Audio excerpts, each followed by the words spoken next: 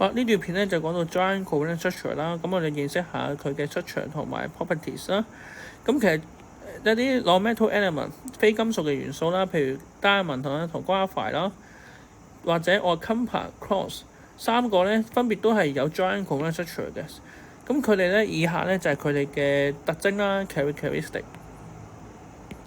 咁點解我哋會歸類咗做 giant covalent structure 咧？其實個特點就係咧，因為佢哋 atoms are joined by strong covalent bond to form a giant network。OK， 譬如一陣我哋都會講到嘅，佢哋咧每個 atom 咧都係用強嘅共介鍵不斷咁連接啦，形成一個狂大嘅網絡嘅。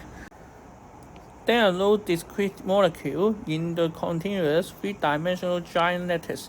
咁喺佢個狂大嘅網絡裏邊咧，其實佢係冇單獨存在嘅 molecule 啦，佢係其實係一個整體嘅網絡嚟嘅，不斷咁延伸嘅。OK， 我哋成個咧就叫 diamond， 成個叫 graphite 咁等等啦。譬如我哋先講 diamond 先啦，咁喺 diamond 我哋叫金剛石或者叫鑽石啦。咁其實呢啲實心係代表咩嚟咧？代表一個 carbon atoms 啦，咁就不斷咁咧佢會連接嘅。咁每個 carbon atom 咧 ，each carbon atom is covalently bonded to 4 other carbon atoms, forming a three-dimensional giant network。不斷咁延伸落去嘅，一黐四一個連住四個咁樣啦。咁點解一個連住四個咧？咁同翻碳嘅最外層電子有關啦。咁碳佢就係2,4啦。每個碳原子咧都會同另一個碳咧形成一個共價嘅單鍵啦 ，single bond covalent bond。OK， 咁就所以佢係冇多餘嘅 electron嘅，佢不斷咁做龐大嘅網絡啦。咁所以咧得出嚟結果咧，個 melting point 同 boiling point 個 diamond 咧都好高嘅，大概3000幾度，因為咧佢當佢溶解嘅時候咧就要破壞咗佢咁強嘅 covalent bond 啦。咁個 solubility 就溶解到啦，佢係不溶於任何嘅 solvent 嘅 ，OK， 水或者非水都係唔溶啦。Conductivity 佢係 non-conductor 係絕緣體嚟嘅，佢係唔導電啦。Hardness 咧佢係非常之硬嘅 extremely hard， 因為佢全部都係 strong covalent bond 去連結住啦。咁uses 用途啦，咁主要就用喺 jewelry 啦，同埋或者 glass cutter 玻璃切割器同埋啲珠寶上邊啦。好啦，另一個咧就係 graphite 啦。咁 graphite咧就係石墨啦，即係平時我哋鉛筆用嘅碳啦。咁其實佢嘅結構係點咧？佢結構係會好特別嘅，佢係由好多個咧六角形去做出嚟嘅。OK，carbon atoms are arranged in flat parallel layer， 即係咧好闊同埋好平衡嘅層狀啦，一層一層嘅。OK，each layer contains many cis membrane carbon rings。佢每一層咧都係一個叫六角形嘅碳環啦。咁其實即係點咧？就係類似係咁樣啦，不斷有好多個六角形。咁每個六角形咧，佢都係一個碳環不斷咁延伸落去嘅。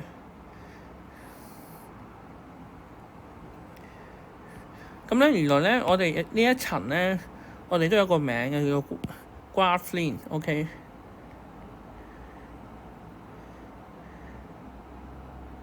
中文叫石墨烯啊 ，OK， 火字邊做嘅希望烯啦。咁其實咧，我哋而家都有啲新嘅物料嘅，呢一個係非常之堅硬嘅。咁但係本身 graphite 嚟講，佢比較唔堅硬嘅。咁啊點解咧？就因為其實咧，佢每一層之間咧都有一個 weak 嘅 van der Waals force 啊，非常之弱嘅范德華啦。Each carbon atoms is covalently bond to only 3 other carbon atoms in the layer， 即係每一個碳咧都同3個碳咧連接住嘅啫。咁根據翻我哋頭先所講啦，碳就2,4啦，咁佢就係用咗3個碳去做連結喎。OK， 咁係咪即係剩低仲有一個 electron？ 佢其實咧佢係冇參與連結㗎。OK， 咁呢個一個 electron 做啲乜嘢咧？佢就變咗做一個叫 delocalized electron 啦。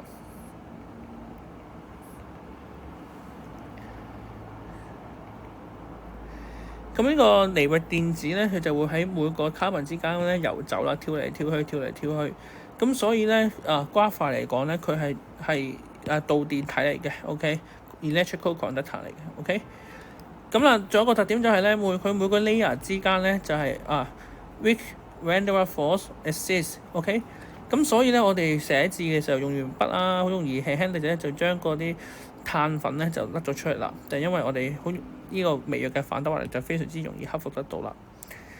好啦，咁佢有啲咩特點咧？譬如佢硬度嚟講咧，佢都係 soft 嘅柔軟啦 ，easy to cleave 啦，容易去磨損啦或者剝落啦。OK，同埋咧有一個 lubricating properties 啊，潤滑嘅性質。咁主要用途咧就會做喺 inert electrode 同埋 lubricant 啦，做喺一個電極啦、惰性嘅電極啦，譬如電芯裏邊會揾到啦。同埋我哋攞嚟做潤滑劑嘅，即係譬如工業上嘅潤滑劑咧會用到石墨嘅。好啦，呢度有幾條問題嘅，大家可以睇下啦。Explain the following properties of diamond and graphite in terms of bonding and structures。咁 A 咧佢就要答啦 ，high melting point and boiling points。咁呢一個咧經常喺考試嘅時候咧都會問到嘅，都比較重要喎。佢問你點解giant covalent structure 咧有咁高嘅 melting point 同 boiling point 咧？咁其實咧解釋就係因為首先你要講翻，因為佢而家要求你用 bonding 同 structure 啊嘛，咁你先講到佢嘅 structure 先啦。Both diamond and graphite have giant covalent structure， 先講翻佢嘅 structure。跟住然之後佢解釋啦 ，a lot of energy is required to overcome the strong covalent bond between the atoms during melting and boiling。因為其實喺溶解同埋沸騰嘅過程裏邊咧，佢係要將嗰啲強嘅共解鍵拆開佢啊。咁所以佢要用好多能量先可以拆開得到啦。第二啦 B，giant covalent structure is insoluble in any solvent。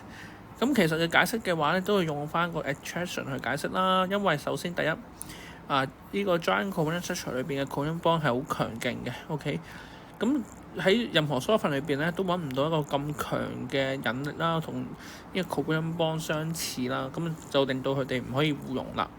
No such strong attraction exists between the atoms in diamond or graphite and molecule in any solvent。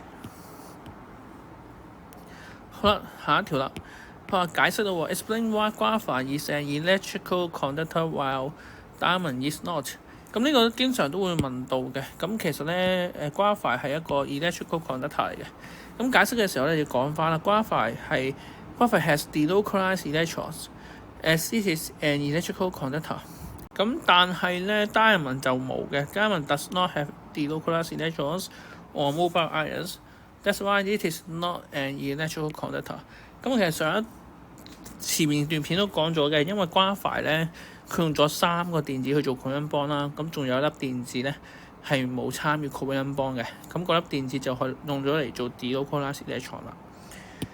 好啦，下邊啦 ，explain why diamond is hard while graphite is soft, easy to cleave and has lubricating properties。咁主要就要解釋翻佢哋嘅分別就係咧 ，in diamond, anode energy is required to overcome the strong covalent bond between the atoms。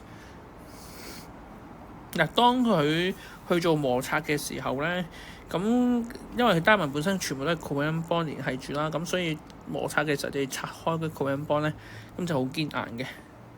咁但係graphite嚟講咧，因為佢嘅結構上邊咧，雖然佢都有 covalent bond 啦，但係佢每一層之間咧，其實係由呢個 weak van der Waals force 連繫住嘅。Between the adjacent layer， 即係每一層嘅 graphene 咧，石墨烯咧都係由一個 weak van der Waals force 連繫啦。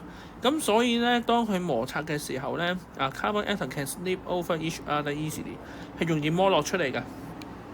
佢剝落就係一層層嘅 graphene 啦，甩出嚟啦。咁所以咧 ，that's why 咧 graphite 咧 is soft and easy to cleave and has lubricating properties。